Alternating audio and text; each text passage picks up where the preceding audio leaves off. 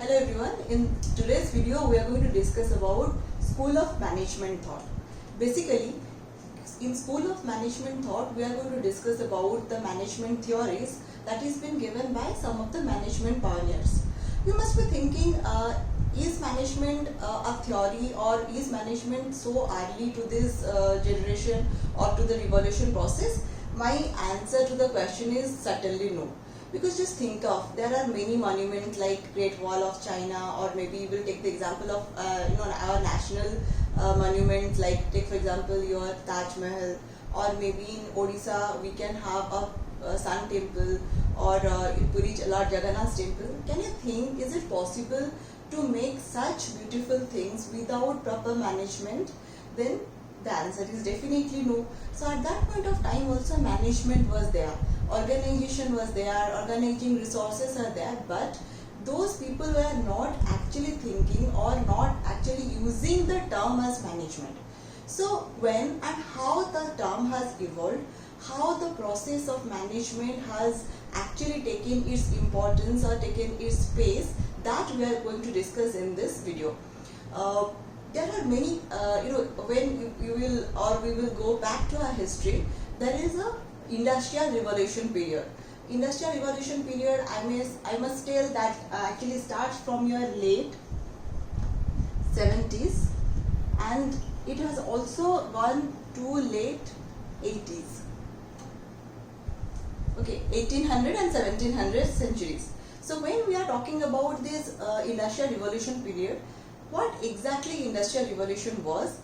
If we will take some examples, some sparks of this revolution, we at that point of time, instead of using manpower, or instead of using low power machineries, low power things, they have actually introduced hydropower. Okay, so from bicycle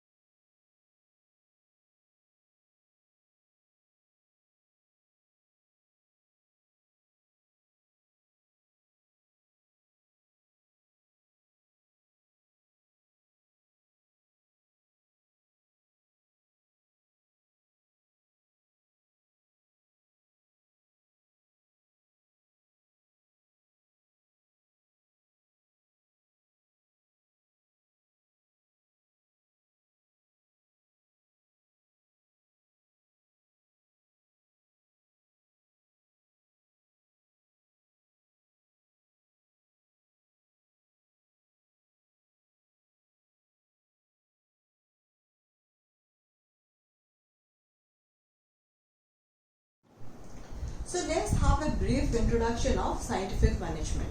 As the name suggests, we are going to divide both the words scientific and management. Scientific management always tells us that how the process or how the work of the organization can be managed scientifically. That means there is always a one best method to do any work. Then we have to find out the method and we have to work accordingly. So it was Taylor's opinion towards the working behavior of the people in the organization. So first of all, I'll give you a brief introduction about Taylor, and after that we will move ahead with the scientific principles and techniques. Fine. So when we are talking about F.W. Taylor, his full name is Frederick Winslow Taylor. He was born in the year 1856. I have told you, in the period of Industrial Revolution, all the management pioneers has came into existence to talk about the management theories. Then the place of his birth was Philadelphia. His occupation, always remember how he has started his journey and to what extent he has reached. He has started his career as an apprenticeship or as an apprentice in any of the farm of the maybe Midwell Steel Company, and after that he rose to chief engineer. So there is always an experience which has been added with every kind of position he was actually enjoying in the organization, working or having an experience to work in a shop floor level to the chief engineer or your top level of management. So he was the person who has actually lived the three levels of management, starting from your lower level and he rose to the upper level. Fine. Always keep that thing in your mind. Then what were his contributions? His contribution was, he has presented a paper in the year 1895 and it was on the basis of a piece rate system. So normally what exactly a piece rate system is what? Before Taylor has come into existence or before Taylor has introduced your scientific management theory, each and every worker in the organization was treated equally. Equally, not in the sense that they are on the basis of the financial incentive they were getting, but on the basis of the performance they used to contribute towards the organization. Just think of, suppose in a classroom there are many students in the class and some students are performing better and some students are performing average and some students are performing low. So on the basis of their performance they are being promoted to the next class or they are being getting good colleges or they are getting good jobs. On the basis of performance they are getting, but at the point when Taylor used to work in the organization, these things were not in use. Those persons, those who are not contributing anything in the organization used to get the same amount of money or incentives or financial benefits that the other people, those who are actually contributing the organization, they are also getting the same type of financial gains and benefits. So he has introduced a piece rate system. That means as I have told you, when we are talking about a scientific management, there is always the best way to do the work. So he has come out with the best way. If a person, suppose the standard time for work is 5 hours. If a person is able to finish that work in 3 hours with a proper quality of work, then that person is eligible to get a more amount of incentives that you are going to discuss or study in your costing. I am not going to discuss about that. So when we are talking about a piece rate system, that means each and every piece is being taken into account whenever a performance of an employee is been assessed. Fine. Then comes about principles and method of scientific management. He has actually written 2 books. One is a shop management, as I have told you. He used to work in his shop floor level and has rose to chief engineer level. So he knows about the advantages as well as the disadvantages about the productivity, how to improve the productivity. So everything was been discussed in the shop management in the year 1903, and then he has come out with the principles and method of scientific management in the year 1911. Fine.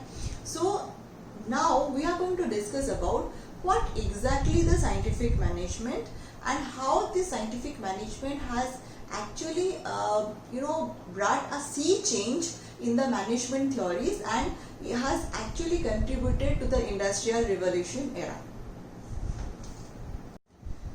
So let's discuss the principles of scientific management.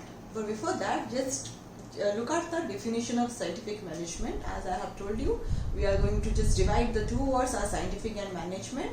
Scientific management means getting the work done through and with people, and scientific means is in a scientific way or in a systematic manner, and which has been backed by some of the observation or experiments. So in a very simpler term, if you will define what exactly scientific management is, then scientific management in simple words is the art of knowing what exactly what is to be done and what is the best way of doing it. That means what you want or what exactly you want your men or employees to do in the organization, that is coming under your scientific management. So we are now focusing on 4 principles which have been given by F.W. Taylor. So first principle is science, not rule of thumb. Second, harmony, not discord. Third, cooperation, not individualism. And fourth one is development of workers. So let's discuss this one by one. First is science, not rule of thumb. Earlier what was happening, there was only a rule of thumb, or there was not a certain or a smart way or an efficient way to do a work. Each and every person used to follow one method which has been given, and there is not a specific method or scientific method to do that work. So if one person is taking 5 hours to do the same work, another person may be taking 8 hours. So that is actually on the basis of a rule of thumb, because no science was actually added, or there was not a systematic method which was followed to do a certain work. Fine. So like take for example, suppose in your college we are not having any of the tutorials. This is the lockdown time. Fine. In the lockdown we may have experienced lot many difficulties and problems, because first of all technologically also we are challenged, like people are there, those who are not able to afford a mobile phones, or they are not able to afford the data so that they can easily accessible to the teacher or the many of the videos. Okay. And what is exactly on the part of your teachers, that maybe some teachers are technologically not that sound, they are not able to utilize their technology or the mobile phones or laptops in proper way. They may not be aware of some of the apps and how to utilize it. So since things are not systematic, or things are not actually what was happening years together, so that is the reason we are facing with difficulties or facing problems. Fine. But what was happening during our college time, we are having a systematic systematic classes, systematic routine, then systematic follow of your courses of study or study curriculum. There was an attendance policy, so everything was systematized. So when we are having that kind of discipline and systematic life, definitely things would be easier for us to finish or complete. Fine. So earlier what was happening, the people, those who are working in the organization, they were not following a systematic approach of doing a work. Rather they used to follow a rule of thumb, somebody has come out with this formula, so you go and do it. So but after F.W. Taylor has introduced scientific management, he has come out with a hit and trial method, or error and hit and error method, when he are actually experimenting with different type of formula, different type of method to do a particular work, so that that work can give you more productivity. Like take for example, suppose I have seen I will take some of the classes in June. Then I have found out maybe students are not motivated, I am not having that kind of attendance or that kind of attention towards the classes, and technology also playing its own game, so there are more of network issues. So I found that video is suitable and that is more practicable, because on the basis of the experiment and observation I have come out with this conclusion. So at that point of time, Taylor was coming out with what should be a best method, or the very suitable method to do a work, and all the workers should be following that kind of method, so that the time can be also saved, the resources can also be saved, and also they can achieve the productivity to a larger extent. Because when a person was or used to work as an apprentice, then he rose to chief engineer level, he knows about the prospects and consequences or advantages and disadvantages of any kind of job and how to deal with it. So he was moreover very frustrated. He used to feel disappointed with the same monotonous kind of method of doing your work. So he come out with different kind of methods. He came out with different trial and error methods so that would be easier on the part of the employees to follow, and also it will enhance the productivity part. Now next is harmony, not discord.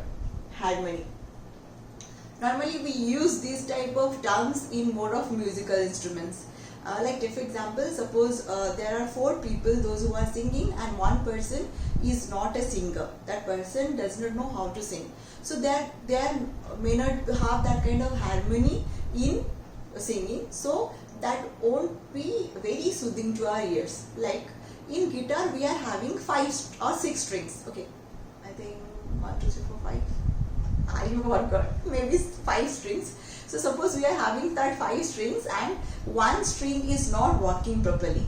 Can we come out with that kind of music or that kind of soothing thing to our ears, or that kind of music, or maybe that would be easier for us to sing? No. The answer is certainly no. Why? Because we are not maintaining that harmony. So in the organization, as I have told you earlier, when large number of people are working and each and every person is having their own ideology, opinion, they are having their own working style, so it is very difficult to manage people without following a certain method or formula. So at that point of time, he has come out with whatever work that is been done in the organization should come out with a cooperation and coordination process. Each and every individual in the organization should be treated equally to come out with the productivity part of the organization.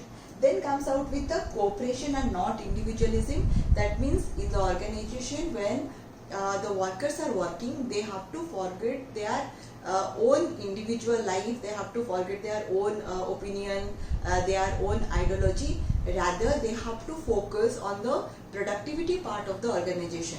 They should not be come out with the individual opinion and individual practice. Rather, they have to think about the organizational goal or how to achieve the organizational objectives by cooperation and coordination between the workers. Then comes about development. Development is a process which cannot be achieved without a proper coordination between the top level or the management level of the organization and all the soft floor levels where the execution plan is being done. So earlier what was happening, people used to think, or the workers used to think, that management used to exploit them. Management, the work of management to get the work done, and we are not actually or rightly paid. So they are having that kind of mindset. But then after the scientific management process, they have actually believed that workers should be given priority.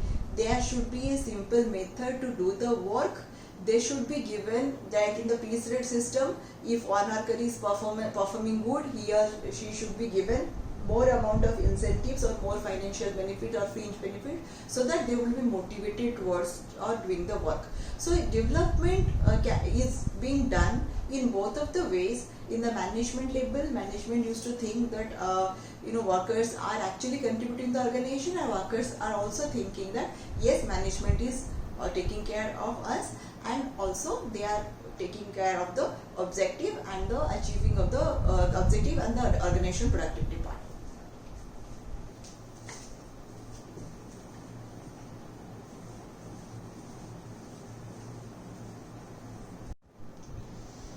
So let's start the first technique of scientific management, that is functional foremanship. So now you just focus on the whiteboard. Not now onwards you don't need to focus on me. Just have focus on whiteboard. So techniques in scientific management. The first technique is known as your functional foremanship. As I have told you, when we are talking about scientific management, and when Taylor has actually crossed miles together from an apprentice to chief engineer. So he has given more focus on how to improve the productivity part in the shop floor level or the execution level of the organization. Fine. So here we are talking about this functional foremanship. Foremanship means what? A person who generally takes care of the supervision level, who takes care about the possible a person who actually supervises, actually takes care of the work that is being done in the organization. So on the basis of that, he has actually divided the work into two phases. One is a planning phase, another one is a production phase. As I have told you in earlier videos, when I was talking about planning function, then planning is always an intellectual function that we can tell that as a thinking function. So here in the planning function, he has divided 4 people under this planning function. One is a route clerk, second one is an instruction card clerk, third one is a time and cost clerk, and fourth one is a shop disciplinarian. And what is the work they are doing? First is the route clerk, who route means what? A proper pathway to achieve something. So a route clerk normally tells about the sequence of doing a particular work. Because in scientific management, the Taylor has come out with a proper method of doing a work, and there is one simplified and best method to do a particular work to increase the productivity. So on the basis of that, he has actually come out with a person who takes care about the sequence of doing a particular work. So if there is a proper sequence and method, and if one person is going to follow that method, then first time can be properly managed, second thing the cost can be also managed and that should be cost effective, and third thing, the most important thing, monotonous work won't be there, no duplication of work, and most preferably there won't be a place for the wastages. Fine. So on the basis of that, he has actually come out with a person who will only and only take care of the sequence of doing a particular work, what is the proper method of doing that work. Then comes about instruction card clerk. As the name suggests, a person will do the instruction, that means exact method. One person will tell about the sequence, that you need to follow A, then after B, then C, D, or maybe some sequence of work. Another person will tell how to do the work of A, how to do that work B, how to do that work C. So exact method of doing that work. And time and cost clerk is actually giving or recording all the time that one person is taking to do a particular work, because earlier the performance of employees were not assessed, but in the scientific management, Taylor has come out with, if an employee is performing better, the employee is entitled to get different type of benefits. Maybe that is a financial benefits like incentives, or maybe the fringe benefit like some other type of financial incentives are being added. Fine. Then comes about shop disciplinarian, a person who actually takes care of the discipline part of the shop or discipline part of the employees, those who are working in the plant premises or the production premises. So in the sub-disciplinary, he always takes care of the breach of any kind of discipline. If one person is is actually going for nuisance kind of a person, one person is conflicting in nature, so his main work is to actually take care of the discipline part of the shop floor level, because many people are working, so definitely there will be a chance of creating some unfriendly environment, and his main work is to actually take a proper control on the people and proper control on the discipline part of the people. Then we will focus on the production part. These are the people, those who are actually instructing other people to do the work. In the production part, these 4 are totally involved in the production process. Like the first one is a gang boss. His work is to assemble the equipment and the tools. The gang means the machines or the tools or the hardware part that is there in the organization. His main work is to assemble or put together the machinery part of the organization. Then speed boss, he needs to take care of the optimum speed of doing a particular work. one person is maybe a lazy person, he does not want to work, so he will entitle that person to do the work in a proper speed. Then repair bus, normally repair is a term which is been actually taken in terms of maintenance part of the organization. In the maintenance part, they are going for a shop cleaning, then oiling of the machineries, we can say that a proper maintenance of the machineries, going for some of the purchasing of some equipments which is been necessary for the organization. So they are going for, the work is been done through this repair bus. And the last but the important part is been played by the inspector, who actually inspect the quality of the work that is been done by the employees and also a proper execution of that work. Okay, so here we have finished with the functional foremanship. In the next, we are going to discuss about the next technique of which is been given by F.W. Taylor. Standardization and simplification. The next technique of scientific management which is given by F.W. Taylor is about standardization and simplification of work. Okay, so what we understand by a standard? Standard means basically a benchmark, a quality assurance, or maintaining of something which will gives a added advantage or X factor to something. Fine. So here, why he has come out with the standardization? Because to reduce the given line of products to fixed type, size, etc. Like I'll just come out with an example. Suppose one person is going for selling juice. Okay. So there are different type of juice, and people, they actually go for different tastes and preferences. So on the basis of that, if a person is going for maybe in a product line, he is coming with suppose 25 or 30 variety of juices. But ultimately what happens? The person is not able to meet out with the target. But why? What is the major reason out of it? First of all, the person needs to find out what are the common taste and preferences of people. Whether they are actually preferring mango juice, orange juice, mixed juice, pineapple. Because if unnecessarily different type of product are being added with the product line, that will actually go for added cost of product, and ultimately the person is not actually achieving the productivity and is deviating from achieving the objective of the organization.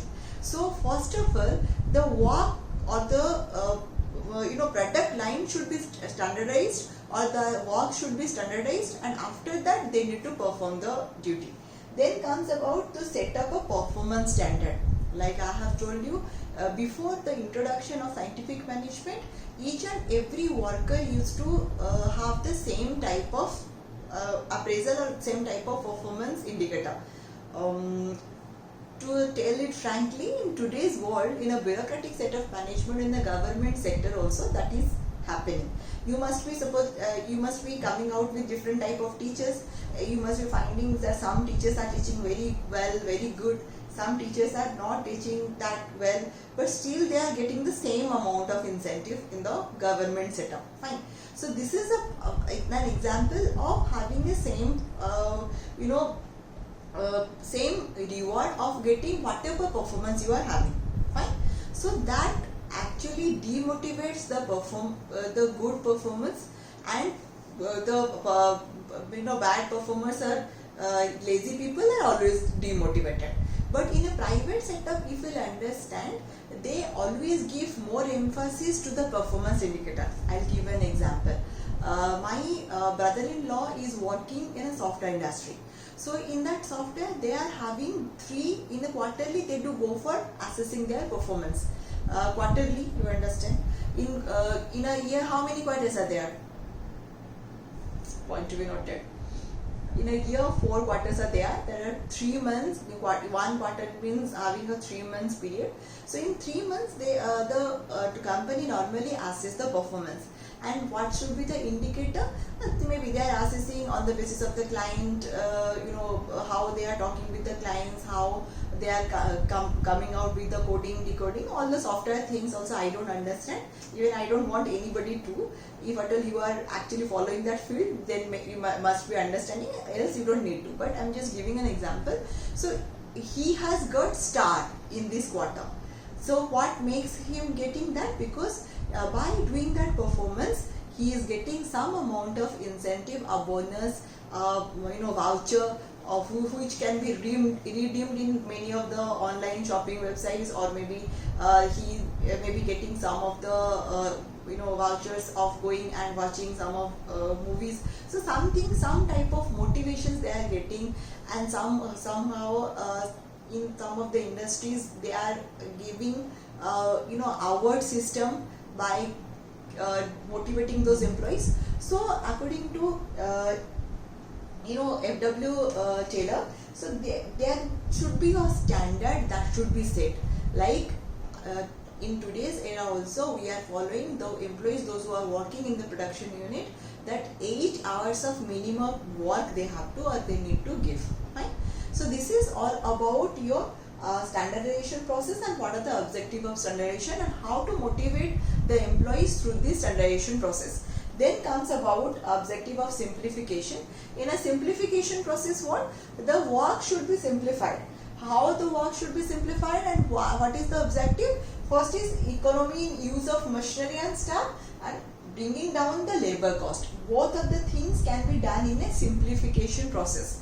So how the machinery and staff can be minimized? Like take for example, suppose there is a demand of 200 units of product, then your machinery should be capable enough to meet that kind of demand. You don't need to go for that kind of machineries which is capable enough to have more of 500 or 1000 units of production, because unnecessarily you are blocking. Like I am very bad at it because I always block my capital. In financial terms we always tell about the capital blockage. Suppose take for example, you want only one paste in 1 month, but when you are going to the mall and you are so much swayed by the emotions and you are taking 2 or 3 pastes together, or 2 or 3 spices together, or maybe many soaps also you are taking, so that in turn you are blocking the capital. So that is known as the unutilized resources, because that is only been kept at your shelf, that is taking your shelf place, and also your money is been blocked by spending that amount of money in those things. So when we are talking about this economy use of machinery and staffs and bringing down the labor cost, that can be only possible when we are going for this simplification of work, so that we can understand how many manpower or how many persons are required in the organization, who are the unnecessary persons, those who are working, how to lay them off, and how to go for a proper utilization of this manpower so that our labor cost can be minimized.